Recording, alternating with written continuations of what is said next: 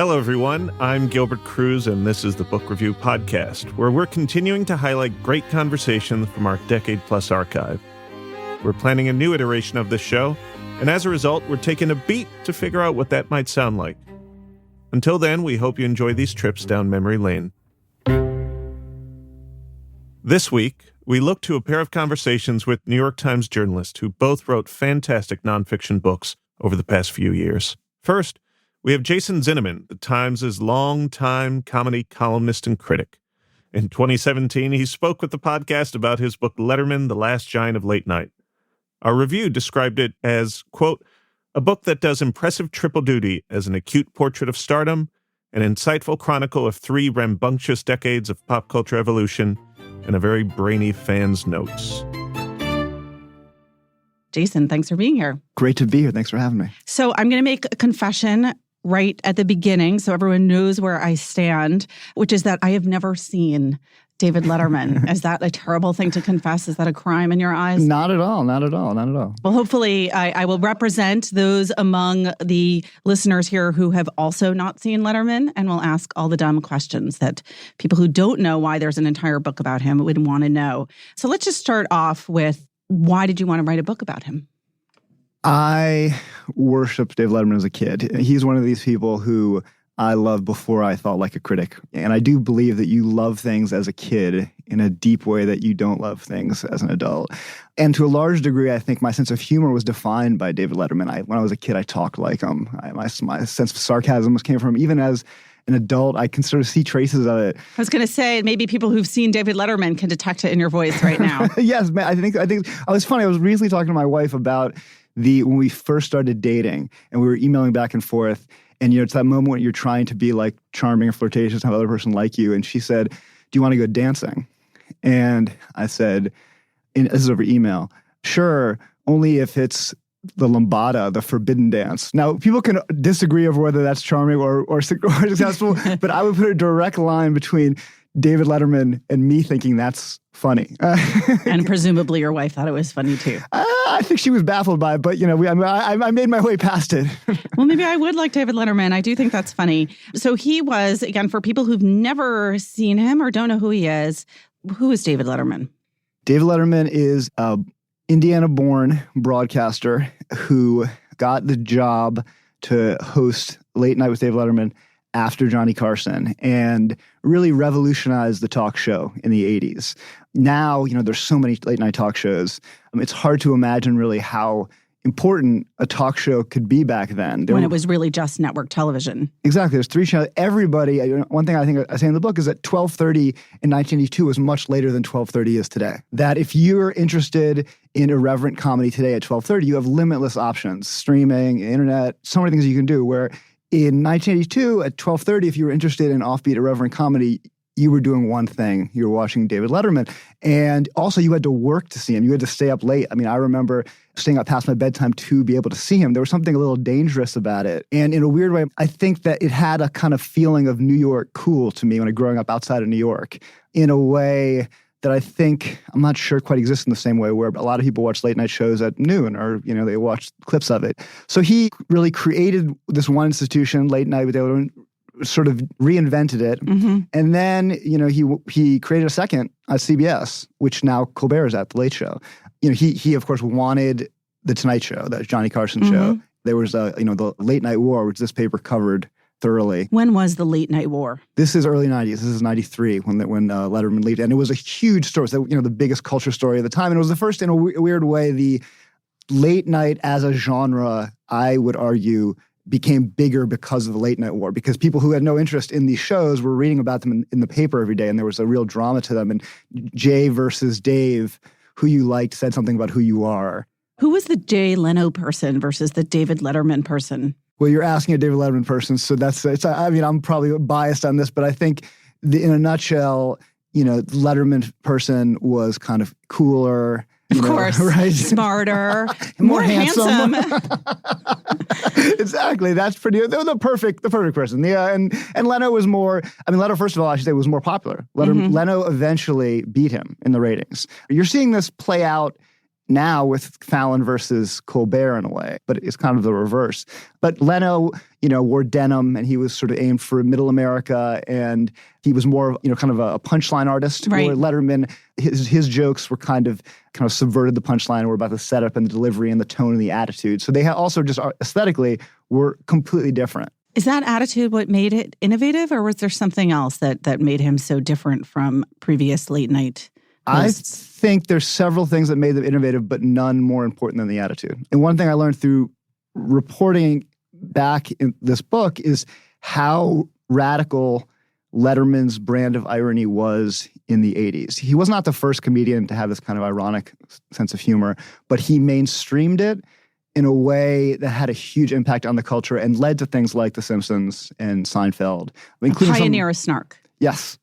And now I think it's everywhere, right? Mm-hmm. It's on Twitter every day. It's everywhere in such a way that it's sort of hard to understand that when Letterman took over late night, the tone of those shows was very show busy. It was like it wasn't that far from kind of peppy morning show, but Carson had a kind of glamour to him. And Letterman sort of deconstructed the talk show in this way that has been done many times since then. Mm-hmm. But he had such a big impact that he was written about like he was like a public intellectual. David Foster Wallace, I read about in the book, hated Letterman the way only someone who loved him could. He thought that his brand of irony was dangerous. And his first published story in a major magazine was told from the point of view of an actress going on the Letterman show. And it made it seem like that Letterman's this monstrous figure and how horrifying it was to be in this sarcastic, hostile environment. I'm interested to know the place of the late night host in culture at that time versus now, when, as you said, you had to be up super late. That's reason number one. I never saw it. I was never awake at 12:30. And if you missed it, you could read about it in the paper, but it wasn't like you could Google it and find a clip, right? Versus today, when the shows in many ways seem to be created for the internet as much as they are for TV viewers. Yes. Were they bigger figures back then? I think the answer is definitely yes. And this is, I think the subtitle of my book might be controversial, and 10 years from now, it may look self-evidently wrong, which is The Last Giant of Late Night. It's an argumentative subtitle. And I would say my defense of that has as much to do with the way the culture is organized as to do with Letterman's talents. One, there's the kind of fragmentation of the culture where we talked about how there's so many more options. Mm-hmm. But also, I think you put your finger on it, which is that the late night talk show was an hour-long product. That was one unit of late night talk show. It was a cohesive whole. And now, clearly, as you say, these shows are designed to create viral videos that are, 5 minutes, 3 minutes, that don't necessarily connect to the rest of the show. Right. James Corden has become a huge hit based on Carpool Karaoke. Many people have never seen the show, I'm sure. So the question is, what impact does that have on the art form? It's interesting. Everyone is now kind of obsessed with Letterman in retirement with the beard. What does the beard mean? Does that symbolize this kind of retreat or this thinking of himself as the old man?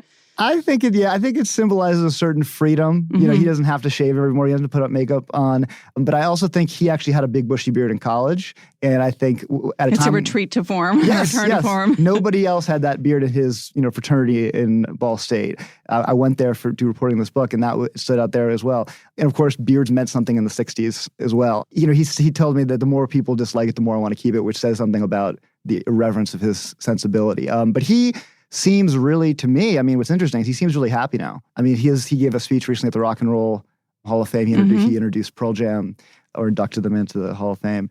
And it was classic Letterman. He seemed really content with where he is. I would have guessed he would be doing a project by now, which he still might, but I also could see him just doing what he's doing now. Do you feel his absence in the culture? Do you think that there's a role for him somewhere that isn't being filled by someone else? Yes. The interesting thing about Letterman is that he's both tremendously influential, and you can see aspects of his work in all the talk show hosts today, particularly when they try to do something a little adventurous. And he's anomalous. Right now, all the talk show hosts, for the most part, particularly the network ones, are very ingratiating. They're kind of nice, likable types. That there's a kind of enforced likability. I find that so unlikable. Well, I share that. Yeah, I don't feel like I kind of feel like, imagine if all of the hour-long dramas, we had to have likable protagonists. Right. We've gotten so used to having these wonderful, complex protagonists. Letterman was a complex protagonist. You could argue he's the anti-hero of late night. He wanted to be liked too, of course, but he was willing to show anger and torment and a whole range of emotions that I think other talk show hosts today, even ones who are doing wonderful work like Stephen Colbert, don't. So you interviewed him for the book, as you mentioned. Was this the first time that you'd interviewed him, or have you interviewed him on previous occasions? First time. What was that like? I mean, it was stressful because I had to get so much accomplished in a short amount of time. I sold the book on the idea that I wouldn't need an interview with him, which I think I was lying to myself. And I lied to myself for a long time. But the good part of that is that I reported the hell out of this book around him. And so by the time But did you go to him at the very beginning and say it, and you got a no back at first? I never got a no, but I never got a I'll do it. And so I didn't know. It's one kind of book if you interview him, it's another kind of book if you don't. So I sort of planned on the kind of book that if you didn't interview him, and then when I interviewed him, I was only supposed to get an hour. So, that is not a lot of time for a book. No, it's not. So, but he went 4. Oh, and good. He would have. I feel more relieved. I feel relieved on your behalf. Well, it's funny. The one regret, it was a fantastic interview, and I learned a lot. One regret is that I wish I'd planned for 8. Because at that point, it was towards the end of the process. A lot of it was just, it was not a fishing expedition. I heard this, and this. Is that true? So I had planned for an hour interview, so I pruned all these questions. When I realized he would have talked to me for however long I wanted, it was great, but at the same time I was sort of like, okay, now I need to adjust on the fly.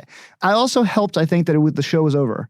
He was relaxed. It was 9 months after the show had finished, and I think he was in the mood to talk. So you had this pressure to fit all this stuff into this little amount of time, and I imagine also meeting a childhood hero of yours. Was that nerve-wracking? It's funny. That wasn't what was nerve-wracking. When I look back at the books, I've written a book on 70s horror films, and I've written a book on David Letterman, and they were both things that I loved as a little kid before I was a critic. And I don't think it's an accident that I've written books on those things. And Were you an enthusiast as much as a critic? Well, no. See, that's the thing. I think that the job as I see it when I write these books is to turn my fan brain off and use the things that I've learned about criticism and reporting to approach these things that I loved as a kid. And when you do that, well, first of all, you lose a little something. And I know I've been a critic, most of my life. You approach something differently as a critic than you do as a fan. I'm in this book and I talk about my love for Letterman as a kid, but I didn't want to write a fanboy book. And I don't consider that the best way to show respect for him either. So, I've interviewed a lot of people, a lot of artists who I respect for my career, and it just felt like that. And I felt like, I was just thrilled for the book that I got to interview. You say you didn't want to write a fanboy book. What kind of book did you want to write? I wanted to write a book that really mixes criticism and reporting in a way that foregrounds the reporting, so that people who don't know Letterman will like it as much as people who are obsessive about it will like it. I wanted the criticism to be in there and to be embedded into this narrative nonfiction story about his life and career, while also smuggling in criticism. And that was the biggest challenge. That was the part that I struggled with the most, the form of the book. And, how much should my voice be in it? How much shouldn't? And I went back and forth a lot. If I was to write a fanboy book, I would have put my voice in the forefront throughout. You obviously have been writing about Letterman for a long time and watched the show for many years. What surprised you most in either researching the book or in your interview with Letterman about the man himself? He is a very tormented guy for a lot of his career. I think he was being very honest on screen. And I think, when I would talk to all these people who know him, I'd say, what was the happiest you ever saw David Letterman? There was always a long pause after that. He was intensely self-critical. And a lot of that, I guess, when I going in I thought, well, maybe that's kind of pretend, or that's for the press or something. But I think that's real. There's a kind of neuroses. I'm a Jewish guy who lives in New York. That's a particular kind of comedian neuroses. It's a different kind of neuroses for like a Midwestern guy from Indiana, a Gentile from Indiana, I should say. But they share some things. And I think that to understand where a lot of his comedy comes from is how he transformed that into great humor, as a lot of comedians do.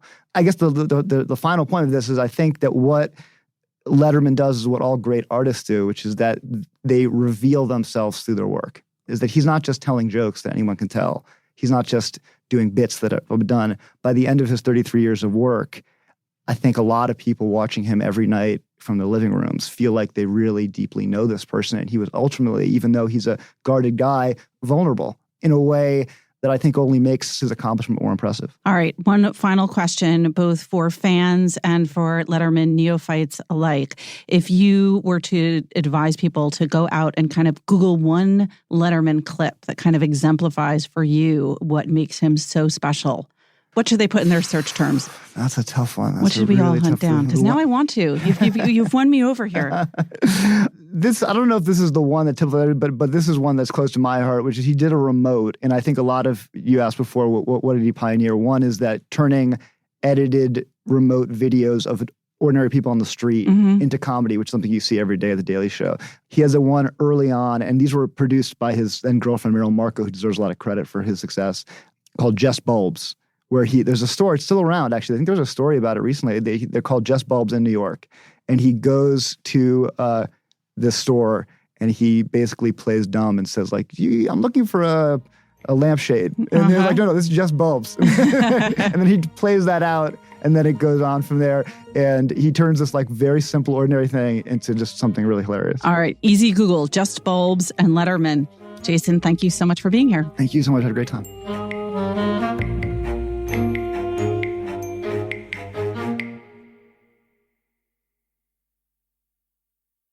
Our second interview from 2018 is with Sam Anderson, a writer for the New York Times Magazine. Early in the pandemic, I picked up his book Boomtown, which intertwines the history of Oklahoma City with that of its then ascendant basketball team, the Thunder. And while I'm certainly not the biggest sports fan, and though I don't see myself visiting OKC anytime soon, I was immediately sucked in by Anderson's writing and really tore through Boomtown. I think you might too. Sam Anderson joins us now. He is a staff writer at the New York Times Magazine and the author of a new book, his first book, Boomtown, the fantastical saga of Oklahoma City, its chaotic founding, its apocalyptic weather, its purloined basketball team, and the dream of becoming a world-class metropolis. Sam, thanks for being here. I think we just took up the whole segment with you reading my subtitle. Have you memorized your own subtitle? No. I have been guilty of the same. I have to look up my subtitle. No, it was like suspenseful for me to listen to you read it. It's you like, have to find out next? Right. Oh, right. What else is in this book? Yeah. So how did this book come to be? Is it a biography of a city? It is. That's a good way to describe it. It really started casually with a magazine assignment. I was standing in the editor-in-chief of the New York Times Magazine's office, and he said, "We want you to write a big, colorful, splashy cover story. What can it be about?" And we were just kind of shooting the breeze. And he said, "Well, you're a basketball fan. This team from Oklahoma City just made it to the NBA Finals. They're a weird team. They're brand new. They're stolen from Seattle. Why don't you go check that out and see what's going on?" So I went on this assignment to write about the basketball team. The Thunder. The Oklahoma City Thunder. And I got immediately sucked into this larger story and found out that everything, including basketball, is just connected to everything else. All right. Well, what's the larger story? Like how did basketball get you to that? So the larger story is that I like to tell people that Oklahoma City is the most secretly interesting place in America. And I think in a way it is a perfect microcosm of America. It's a city with a wonderfully bizarre history. It started on a single day. This was land, it was known as the unassigned lands that had been cleared by the federal government. The indigenous tribes of the plains used to be there, and suddenly it was this unoccupied space in the middle of the Great Plains. Well, probably not so suddenly for the previous inhabitants. Yeah, it was this kind of horrific process of, reneging on treaties and all that stuff. Mm-hmm. And the white settlers around it were like, "Okay, federal government, you need to give us this land." And the federal government finally was convinced to do that. And they did it in pretty much the worst way possible, which was they said, anybody who wants any of this land, line up around the border, 300-mile long border. And at noon on this one day, day is it? April 22nd, 1889, we'll give a signal and everybody just run for it. And you claim whatever you can claim. But how do you do that? I mean, you can't physically lie down on a plot of land. No, you're hammering stakes down to define the corners of your plot. and you get a huge area of land out in the country, and you get a smaller plot in the city. And so you had something like 100,000 people come from all around the world to do this. I mean, this is 1889. That's an 18 in front of that, but that's 11 years before the 20th century. I mean, it's essentially yesterday. So, did anyone die? yes.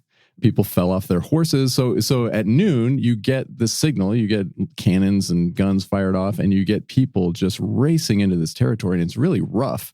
And they're riding on wagons, and they're riding on mules, and people are wagons are collapsing left and right, and people are flying out of them, and people are shooting to speed up their horses, and they're accidentally shooting other settlers. And I mean, the horses are dying of exhaustion. It's just total chaos. And when the dust kind of settles that evening, 10,000 of those people have settled on the site of what becomes Oklahoma City. So the place goes from 0 to 10,000 in a few hours on this one day. And so you get this kind of instant city. I call it in the book microwave popcorn. And it's not the way a city is supposed to form. There's nothing natural about it. And so after that, on day 2, the sun comes up and everyone looks around and it's like, where are we and what is this place and how do we make it into a functional city? And they really had to kind of experience in fast forward the normal growing pains of a democracy, of finding a way to live with your neighbors and what land in that area is going to constitute streets, because it was all claimed by people. So the federal government is the one that sort of mandated this. And then did they just sort of pass it off to the state? There was no state. There was nothing. I mean, I call it in the book pirate civics. It was just, there was no plan.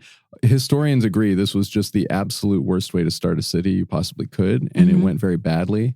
And they never did it again on this scale. The federal government said, we're going to manage this a little better in the future when it happens. The state doesn't come along until 1907. So it's a territory. And in fact, these settlers of Oklahoma... There was no musical. No.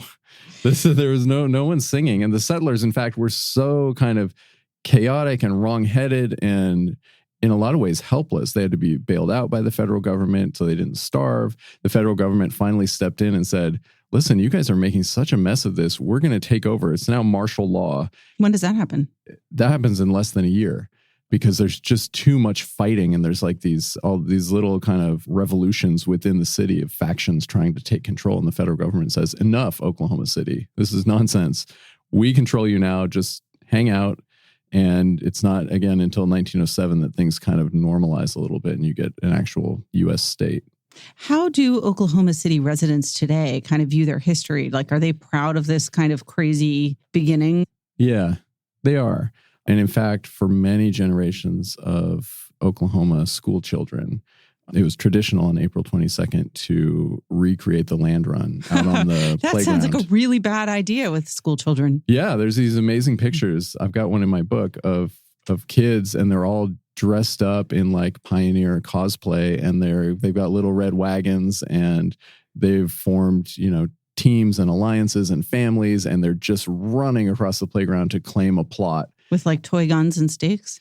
I don't know if they actually had toy guns, but they've got the cowboy hats and everything, and they've got the stakes. Yeah, and I talked to a lot of people who this was part of their childhood. They've just now started to think twice about this. And because, of course, there are a lot of ancestors of those original indigenous people who are still there and kind of like, hi guys, we're still here. What are we romanticizing when we do this with our children? So I actually spoke to this guy, J.B. Williams, who's an activist and rapper from the east side of the city. And he said his mother, he came home from school and said, we did this thing in the playground today. It was really fun. And his mom said, that land was not the settlers' land to take.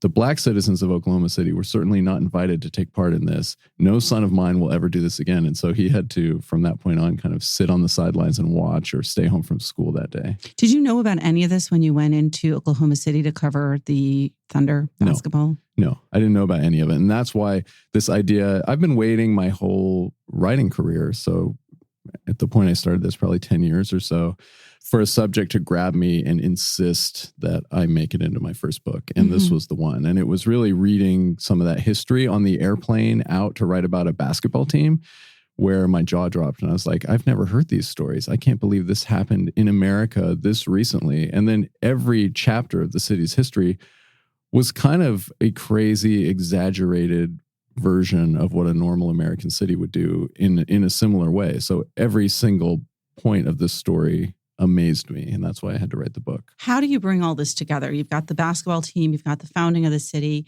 and you really take it up through the Oklahoma City bombing with Timothy McVeigh, and through the oil and gas booms and busts and fracking. And how do you sort of gather all that together into a narrative, which you described earlier before we started as weird?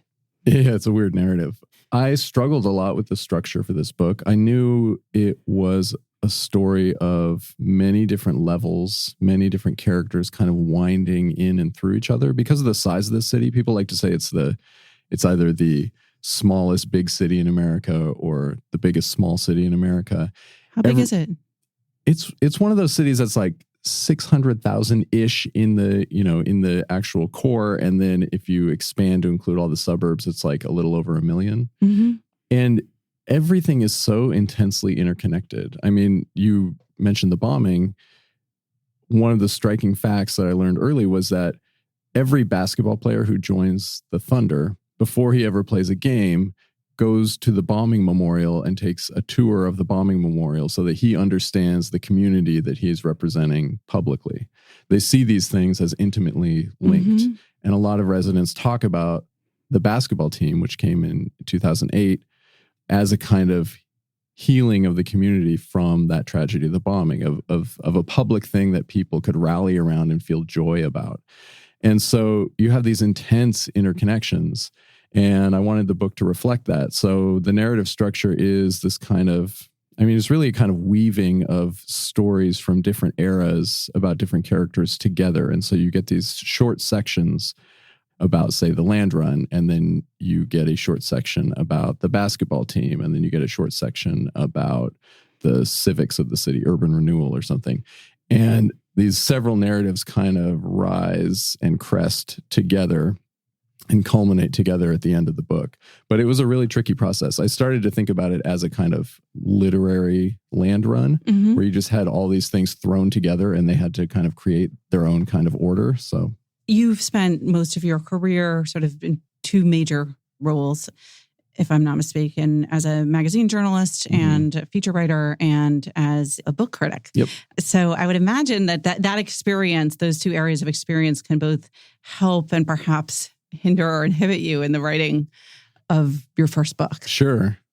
Yeah, maybe being a book critic did make me a little more careful about choosing a subject for my first book and committing to it, because I knew how easy it is as a critic to read something and be unimpressed. I wanted to make sure I was putting everything I could into it to impress whatever critics might get their hands on it. Yeah, the writing process was hard, but it should be hard, right? I mean, writing a book is hard because it is actually hard. Right. It's hard so to much make mental work. You're asking the reader to do so much mental work to sit there and it's this, thinking about it in 2018, holding a book in your hands, it's this weird kind of technology that seems kind of inert. It's just sitting there, but it is this incredibly powerful technology that you just have to activate with your mind. You have to sit there and activate it with your mind. And when you do, hopefully it kind of sweeps you away and takes you to an entirely new world. And yeah, that's what I tried to do. All right. I want to go back to the McVeigh bombing, because you mentioned that the Thunder was founded in 2008. That's 13 years after the bombing. Right. We're now 23 years after the bombing. How present is it among sort of in that city today? Very present. It is literally central. This building was in the middle of downtown, the federal building, and now is one of the most beautiful and powerful memorials I've ever been to anywhere in the world. And so anywhere you go downtown, you're going to pass this thing. I think I went to the memorial every single day I was in Oklahoma City, just because it's right there and you walk right through. There's no entrance fee or anything to walk through the grounds. So it's very central, and you have, just generations of trauma still echoing through the people. And it was, again, before the Thunder came, before the city had this kind of recent renaissance, it was the defining quality of Oklahoma City. It was the thing that people knew about Oklahoma City. And so when I tell people I'm writing this book, that's what they'd always say, oh, is it about the bombing? And I'd say, well, the bombing is in it. The bombing comes into it actually quite late. I think somebody told me page 347, you get the bombing. And that was because I wanted to establish this place as a real city where humans live and, love each other and work and have normal lives. And then when you get to this bombing, you realize how many levels it hit the city on. And you kind of hurt with the people as the bombing happens. I'm sure the sentiment is not monolithic, but what kinds of things did you hear from people in terms of the lasting impact that the bombing had on them? I think one of the main things, one of the positive things that came out of it that you hear a lot is that it sounds like a cliche, but it brought the city together, which is saying something. I go over in the book, the 20th century history of Oklahoma City is quite intense. As I said, every motion that a normal American city made, this place made times 100. So, like what? So every city at some point dabbled in the movement called urban renewal, where, you have these old brick buildings, you have things that are kind of shabby and run down. Let's knock them down with bulldozers. Let's blow them up with dynamite. Let's build modern glass buildings and kind of revitalize downtown. Well, Oklahoma City did that more than any city in the country, even though it was the youngest major city in the country. It hired actually the architect I.M. Pei, who was very young at the time, and he came in and came up with this plan. I have a map of it in my book. All of downtown is just shaded, like almost literally every building. And shaded means it's coming down. And he had this grand vision, and the city planners just bought right into it, of a downtown that would recapture all the energy that was flowing out to the suburbs by building these huge like cathedrals of glass shopping malls and glass skyscrapers. And so people said it looked like a post-World War II sort of German firebombed city. It was just an empty downtown. And then the economy busted and they didn't rebuild. And so you had a couple glass skyscrapers that went up, but you had a downtown that was essentially entirely empty lots. What's the time period here? This is 60s, 70s. And so by the early 80s, you have this blank canvas of a downtown that's waiting to be redrawn, and the money goes out of the economy. And so you have weedy, empty lots that define downtown for decades until it rebuilds in the late 90s, early 2000s. So you have this place that at the same time is expanding radically. It became the largest city by land area on the face of the earth. It was nearly it went from a normal sized city, which is like 80 square miles, which is what Baltimore is officially, to it went through a thing called the Great Annexation, where city planners said, we want to control everything that happens in this city and around it. We're not going to let these suburbs ring us around and hem us in. We're going to claim all the land we can. And it went from 80 square miles to nearly 700 square miles at its peak. It passed. When was that? This was in the 60s. And this was in a matter of a couple of years. It was really in months. The city just started multiplying. So they wanted to prevent that suburbanization by just kind of grabbing it. They pointed to cities like Pittsburgh, which is this grand old city, but its suburbs became independent towns and really were like a straitjacket, and Pittsburgh couldn't expand. And Oklahoma City said, not us. We can learn from the lessons of these old cities. And so they sprawled like no other American city sprawled. And the people, of course, fled that blasted downtown. This was happening kind of at the same time, and moved out into these suburbs. And so you had this population that was radically, unnaturally dispersed. And you had this feeling that Oklahoma City wasn't even really a city. It was this huge sprawling place with cows and horses, and it was a territory. And there was nothing to rally around downtown. There was no reason to come there. And so when the bombing happens in 95, when the city is really at its lowest point, it takes this blow right in the center of that downtown. And it kind of brought people back together. It gave them a common identity all of a sudden. Again, it reminded them that we do live in a city. Our fortunes are tied together. And it was at that point that the city really started rallying to figure out what it was and rebuild itself. And the citizens were actually convinced somehow, this is a very conservative place, convinced to tax themselves to raise money to rebuild downtown, to build, for instance, a sports arena, which is eventually what got them the Thunder all those years later.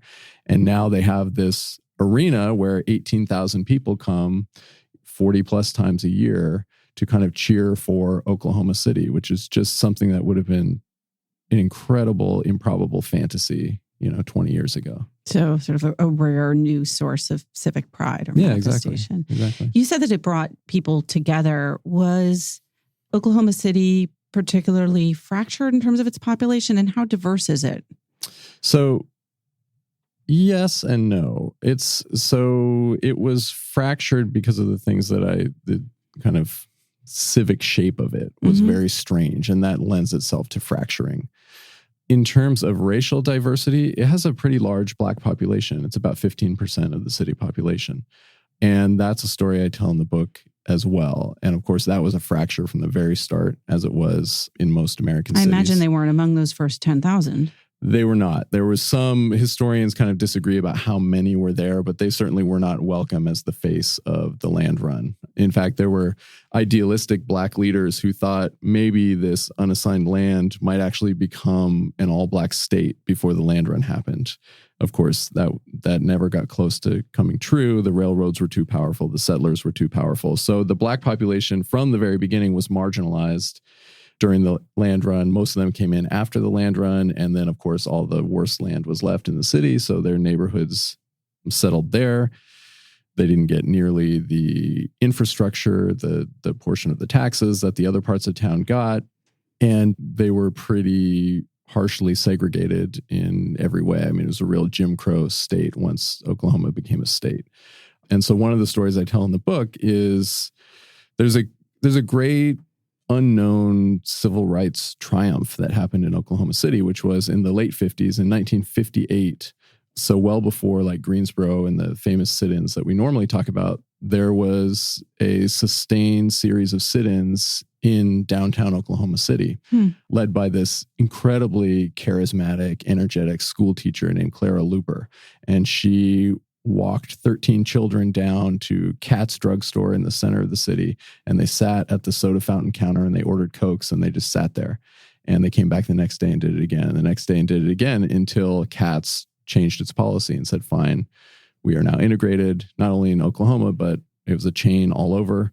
And then they went systematically through the rest of downtown for 6 years until they had integrated all of Oklahoma City. And that was done relatively peacefully. Yeah. Actually, that is one of the great strains in the history of Oklahoma City is Clara Luper was able to work with the police force, which was, of course, majority white, and tell them, here's what we're doing, here's why we're doing it. And the police force helped make sure there was no major outbreak of violence. So there is this strain through the city's history of kind of coming to the brink of civil war and then figuring out a way to diffuse it and work together. All right, we can't have a complete conversation in any way about this book without talking about some of the booms in the title. So tell us about the first kind of boom.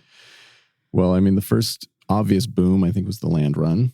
And then after which, the settlers were nearly starving to death. And it took a while for a second boom to come. And the first boom was this kind of agricultural boom where they got a lot of rain and all of this produce swept into the city. And they were the kind of railroad hub that everything went through. So the economy really boomed, and they were building skyscrapers, 8, 9 stories tall. And you don't get the next huge boom until the late 20s. Actually, it's driving Oklahoma City crazy because Tulsa is booming with oil from the early 20th century on into the teens. And their skyscrapers are these Art Deco huge things. And Oklahoma City can't find it. And then finally, in 1928, they find the oil that's sitting underneath them. It turns out to be the second largest lake of oil in the world, right under Oklahoma City. And the whole city fills up with oil derricks. I mean, there are pictures of this, and it just looks like this industrial sort of post-apocalyptic landscape. And that's when you get kind of what is still the defining features of the cityscape now, these huge skyscrapers that are 30-some stories tall. So does that insulate the city from the Great Depression? It does, actually. Yeah, it hits right then. So they're booming. They're making these skyscrapers. Now, they would have boomed harder had the Great Depression not hit, but they were able to ride it out in a way that a lot of other cities weren't. Similarly, in the early 21st century, when the rest of the world hits this huge economic meltdown in 2008, Oklahoma City again is riding this kind of fracking wave. And so they're again a little bit insulated and are able to inch ahead of other cities which are crashing. And they're able to build kind of their new huge skyscrapers and downtown features. But one of the unintended consequences of the fracking is an increase in earthquakes, which makes you kind of glad that those skyscrapers weren't all glass, as in the original IMP design. Yeah. Well, I mean, as with most American cities, the earthquakes aren't hitting Oklahoma City directly. It's all the wealth kind of flows to Oklahoma City, and the bad consequences kind of happen around the state. But yeah, you get this place that was, it's not tectonically active really, is suddenly having more earthquakes than California. And it was funny watching the local news grapple with this. Very much support. I mean, the place is so interconnected. So much of their money comes from this energy industry stuff that the local news was like, well, we don't know what it is. It may be from this drought. The water levels changed in a lake. Maybe that caused the earthquakes. And then it just became undeniable. As year after year, the earthquakes were in the hundreds and they were getting stronger and stronger and stronger. So booms are usually accompanied by busts.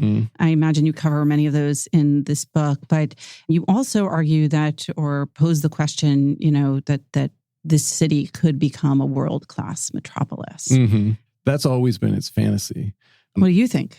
I think it is a world-class city in terms of being a fascinating place that has a city like no other city on earth. It's world-class in that sense. Because of that odd history, because of, I think, the personality of the place that it got from that odd history, I don't think it will ever be an absolute world-class metropolis. But I think it will continue to be maybe the most interesting American city if people will look at it. Okay, I have to ask you one last question then, because you wrote this great feature for the magazine last year about Mount Rushmore, another great iconic American landscape that drew me to South Dakota after reading that story. What would you most recommend a visitor to go check out, to see, to do in Oklahoma City? I would say start at the bombing memorial, because that's where you kind of feel the defining event of the modern city. And from there, you can walk to all kinds of interesting places. But that's where you really feel that downtown Oklahoma City has this incredible, strange feeling. If you've been to New York, if you've been to Chicago, any of the world's major cities, it doesn't feel like that. It is truly a Great Plains city, and you can feel the Great Plains in the city. The streets, and this is partly a remnant of urban renewal, the streets are very wide. The blocks are very large, and you feel there's this constant wind that's coming from the south. It's so insistently coming from the south that the trees actually lean to the north. If you ever get lost, people say, look at the trees, they point north. And so you feel this wind, which has been coming constantly for just eons. And to me, it's almost like you can feel the time, like the deep time of the Great Plains just blowing over you in this spread out, almost empty city. So just go to the memorial and then just walk all the streets around it and feel that wind. And I feel like it's history sort of touching you. Then go to Elemental Coffee because it's very good coffee. Okay, good to know. Sam, thanks so much. You're a book critic with your first book out. That has to be scary, but it's gotten a great reception so far. So congratulations. Really nice. Yeah. Thank you very much. Those were our interviews with Jason Zinoman from 2017 and Sam Anderson from 2018. We'll have more from the Book Review Podcast Archive next week. I'm Gilbert Cruz, and thank you for listening.